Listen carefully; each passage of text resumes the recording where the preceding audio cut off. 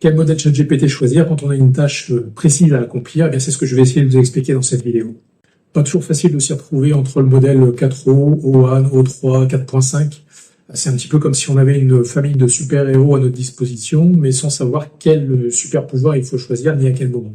Donc nous allons voir quels sont les différents modèles et quels sont les usages pour chacun d'entre eux. Je vais commencer par 4O, qui est un peu le couteau suisse de la bande. C'est personnellement celui que j'utilise le plus au quotidien parce qu'il est relativement rapide, il est plutôt équilibré dans ses réponses, relativement polyvalent également, puisque vous pouvez faire du texte, vous pouvez faire de l'image, notamment avec la mise à jour qui a été faite ces derniers jours par OpenAI, vous obtenez des résultats qui sont vraiment époustouflants. Vous pouvez faire du code et vous pouvez également échanger avec lui puisqu'il est doté de la voix. 4O, il va être performant pour la majorité des tâches quotidiennes. En revanche, il va être moins adapté pour tout ce qui est des tâches avec un raisonnement approfondi ou alors qui nécessite une grande créativité. Pour ça, il y a 4.5 qui est sorti récemment qui va être beaucoup plus adapté.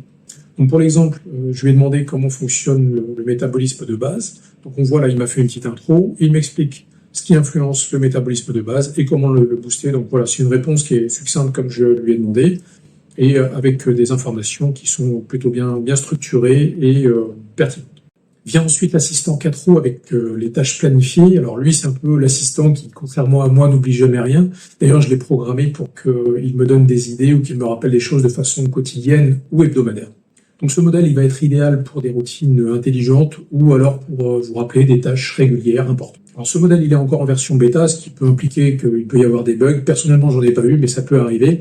Et l'autre chose à savoir, c'est qu'il ne peut pas effectuer les tâches pour vous en automatique. C'est-à-dire que vous ne pouvez pas lui demander d'envoyer un email à votre collègue. Mais par contre, tout ça, c'est possible de le faire via des applications comme Zapier ou Make, par exemple. Donc là, par exemple, je lui ai demandé de me rappeler ma trésorerie hebdomadaire tous les vendredis. Et là, vous voyez, c'est ce qu'il a fait, vérifier la trésorerie chaque semaine le vendredi à 9h. Donc là, il va me faire un rappel systématique. Vous avez également la possibilité d'activer les notifications sur votre bureau. Bon, ça, moi, je le fais pas.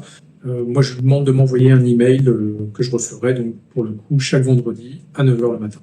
Et ensuite, le modèle 4.5, donc, qui est le modèle le plus récent, qui lui est un peu le poète intello de la bande. Alors l'avantage qu'il va avoir par rapport au modèle 4O, c'est qu'il a une excellente compréhension des nuances et qu'il va être beaucoup plus adapté pour la création de contenu notamment. L'inconvénient par contre, c'est qu'il va être un petit peu plus lent, bon, c'est pas très significatif à mon sens, et il est encore en version bêta, donc là aussi il peut y avoir des bugs.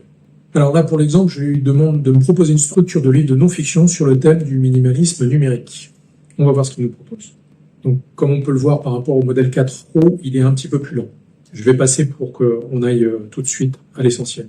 Voilà, il a fini son travail, donc on voit, il m'a proposé là un titre plutôt sympa, une introduction avec un développement, chapitre 1, chapitre 2, chapitre 3 avec de très bonnes idées, le développement par étapes qui est aussi assez intéressant. Enfin, franchement, là, on a une structure de livre qui tient parfaitement la route et qui pourrait parfaitement être développée. Et ensuite, le modèle O1, qui lui est le cerveau analytique. Si on voulait faire une comparaison, on pourrait le comparer à Monsieur Spock, par exemple. Alors lui, il va avoir un raisonnement qui va plutôt être logique, structuré et rigoureux, et qui sera parfait pour des analyses financières ou des analyses techniques. Donc pour l'exemple, là, je lui demande un raisonnement structuré sur les conséquences d'une hausse du taux directeur. On va voir ce qu'il me répond. Donc on voit là qu'il lance son raisonnement. Et voilà, on voit qu'il m'a fait une explication. Donc accès au crédit plus cher, impact de la croissance économique, contrôle ou réduction de l'inflation. Alors voilà, on voit bien qu'il a bien fait le boulot, qu'il a bien détaillé chaque point. Donc on voit l'efficacité là sur une analyse qui est vraiment plus technique. J'enchaîne avec O3 Mini, qu'on pourrait appeler le ninja de la logique. Alors lui, il va être réactif et précis pour des vérifications rapides, donc c'est assez efficace pour des raisonnements intermédiaires, on va dire. Par contre, il sera moins performant sur des sujets complexes ou créatifs. Donc, personnellement, c'est un des modèles que je n'utilise pas, je l'ai testé bien sûr, mais je ne vois pas l'utilité pour mon activité.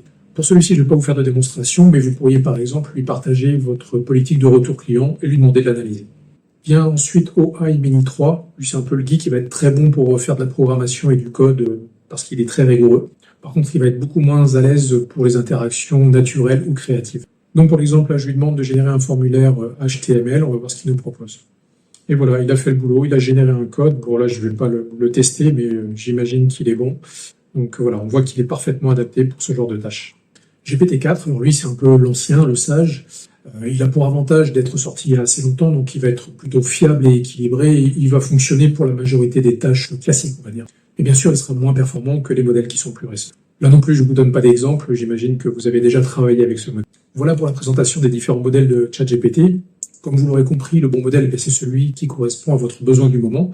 Et pour vous aider à choisir ce modèle, j'ai créé un GPT auquel vous pouvez accéder en cliquant sur le lien qui se trouve sous cette vidéo et vous recevrez un email qui vous dirigera directement vers ce GPT. Voilà, j'espère que cette vidéo vous aura éclairé sur les différents usages des modèles ChatGPT. N'hésitez pas à me le faire savoir, n'hésitez pas non plus à me poser des questions et je vous dis à bientôt dans une prochaine vidéo.